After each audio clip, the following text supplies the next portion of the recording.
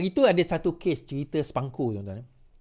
Cerita Sepangko ni, dia bukan start daripada tahun Muhyiddin Yassin tu je. Yang ada video Sepangko, yang saya cerita Sepangko dengan Dr. Mazli tu kat dalam live saya, kat dalam podcast kami. Tetapi juga Sepangko ini melibatkan Sepangko bila penganugerahan projek Sepangko dengan nilai lebih 700 juta kepada Sepangko, sedangkan ada the nearest bidder yang 700 million cheaper daripada mereka. So baru-baru ini antara menteri yang dipanggil adalah bekas Menteri Keuangan. Sepangko SPRM sudah panggil bekas Menteri Keuangan tahun 2020 dan 2021. SPRM merakam percakapan bekas Menteri Keuangan yang terbabit dalam kontrak perolehan syarikat pembekalan dan pengurusan kerajaan Sepangko bagi tempoh 2020-2021. Ketua SPRM Azam Baki berkata kes membebitkan Sepangko masih dalam siasatan dan akaun terbabit masih dibekukan. Menurutnya ramai saksi yang sudah dipanggil Menteri Keuangan dan tidak menolak akan memanggil siapa saja yang terbabit dalam kuasa meluluskan projek berkenaan. Kita sudah merakam keterangan bekas Menteri Keuangan, namun bekas Perdana Menteri kita itu belum dipanggil memberi keterangan. Kita serah kepada pegawai penyiasat, kata beliau. Baik. Okay, yang ni menarik, tuan-tuan. Kenapa saya kata menarik? Dengar cerita ni. Kes Sepangko ini, pada tahun Sepangko ni dah terima projek daripada Mahathir, Tun Mahathir sejak sekian lama dah. Okay. Dah tahun 90-an dulu dah dapat dah projek Sepangko ni. Sepangko ni apa, tuan-tuan? Sepangko ni adalah sebuah syarikat yang tugas dia adalah menyewa kenderaan kepada pegawai kerajaan.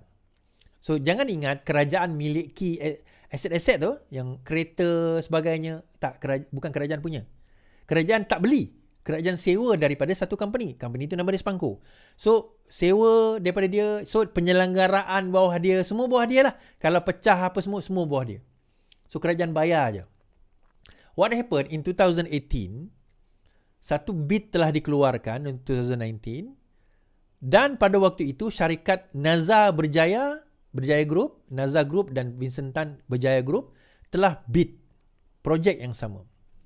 Dan projek itu 700 juta bernilai 4 bilion 700 million cheaper daripada the nearest bidder. Siapa? Sepangko. So tempat pertama paling murah Nazar Berjaya, satu jumlah. The second bidder yang paling murah adalah Sepangko dengan 700 million more expensive, lebih mahal, 700 juta lebih mahal. So naturally pada waktu itu kabinet bersetuju untuk memberi kepada Nazar Berjaya. So diberikan masa itu LOI, letter of intent diberikan. Okay. Jatuh kerajaan. So bila jatuh kerajaan tahun 2020, pada waktu itu Zafrul Menteri Keuangan. So bila Zafrul Menteri Keuangan, diberikanlah projek tersebut kepada siapa, tuan-tuan? Tiba-tiba dibatalkan projek Berjaya Nazar, diberikan kepada Sepangko. Masa itu Nazar Berjaya tak puas hati, dia bagi saman kerajaan sekarang inilah. Tetapi pada waktu itu diberikan kepada Sepangko. So jadi persoalan, bagaimana sebuah syarikat 700 juta lebih mahal dia punya tender boleh dapat projek tersebut? Big question mark. So bila kita jadi kerajaan sekarang ini, Dr. Mazli dan juga masa itu mahasiswa keadilan membuat laporan polis berkenaan dengan perkara tersebut, dan akhirnya siasatan dilakukan. SPRM pun buat siasatan dan akhirnya perkara ini berlaku. Baik. Yang menariknya, tuan-tuan, Menteri Keuangan pada waktu itu adalah Zafrul. Sebab segala perkara yang melibatkan projek dan tender kerajaan lebih daripada nilai tertentu, dia mesti melalui Menteri Keuangan, Perdana Menteri dan juga Kabinet. Jadi, the person who will be in the know, 100% in the know selain Perdana Menteri, ialah Menteri Keuangan. This is where it gets interesting. Now, sekarang ini, fast forward sekarang ini, Zafrul adalah Menteri MITI. Dia berada di dalam kerajaan madani. Dia dipanggil oleh SPRM. Dan last kali, Muhyiddin Yassin tak dipanggil lagi tetapi Muhyiddin Yassin akan dipanggil selepas ini. So, soalan kita, takkan you tender 700 million more expensive than your nearest competitor dan awarded by the government of that day, kamu tak dapat apa-apa? Now, adakah salah kalau kerajaan nak award 700 million more dan sebagainya? Tak. Daripada segi prosedur dia tak salah. Terpulang kepada kerajaan, terpulang kepada menteri, terpulang kepada Perdana Menteri. Tak salah. Etika mungkin salah. Moral lah, moral. Sebab kita guna 700 million more duit rakyat berbanding dengan Dina Reswan. 700 ni dekat satu tahun punya bajet negeri Kelantan lah, senang cerita. Okay. So, is it wrong? Legally, I don't think it's wrong. Tetapi, timbul persoalan yang besar. 700 million more itu more. Total project tu 4 point something billion. So, 4 point something billion, dia tak pergi kepada somewhere. Contohnya Bersatu. Contohnya Muhyiddin Yassin. Contohnya pemimpin-pemimpin Bersatu. Contoh. So, kalau perkara itu sampai ke situ, katakanlah Menteri Kewangan kata, saya tidak tahu, saya diarahkan. Saya diarahkan untuk meluluskan. Okey, tak apalah dia diarahkan. Oleh siapa? Perdana Menteri. Now, mungkin nanti akan timbul satu data yang lain. Arahan tersebut datang dengan caveat. Caveatnya apa? Boleh aku bagi projek, syaratnya X, Y dan Z. So, kita tunggulah siasatan ni nanti. So, menarik ya. So, kita nak dengar apa yang Zafrul kata di dalam mahkamah nanti sekiranya pendakwaan itu ada berlaku. Dan dalam masa yang sama juga, cerita yang sama juga berkenaan dengan KFA, Kedah Football Association. KFA. Siasatan rasuah 6 juta KFA selesai. SPRM. Suruhanjaya SPRM mengesahkan siasatan berhubung rasuah bernilai 6 juta membabitkan Persatuan Bola Sepak Kedah telah selesai. Ketua Suruhanjaya SPRM Tan Sri Azam Baki berkata, kertas siasatan berhubung kes tersebut telah selesai dan berada dalam proses semakan akhir. Namun begitu, ia belum lagi peringkat untuk dihantar ke Peguam Negara, tapi dalam peringkat pendakwaan SPRM. Okay. So dalam ini pun kenyataan kertas siasatan rasuah KFA dalam semakan terakhir. Okay. Dia belum diserahkan kepada AGC tetapi sudah berada dalam pendakwaan SPRM. Okay. Nah, kenapa saya sebut dua isu ni tuan-tuan? Kenapa saya bawa cerita tentang dua kes ini?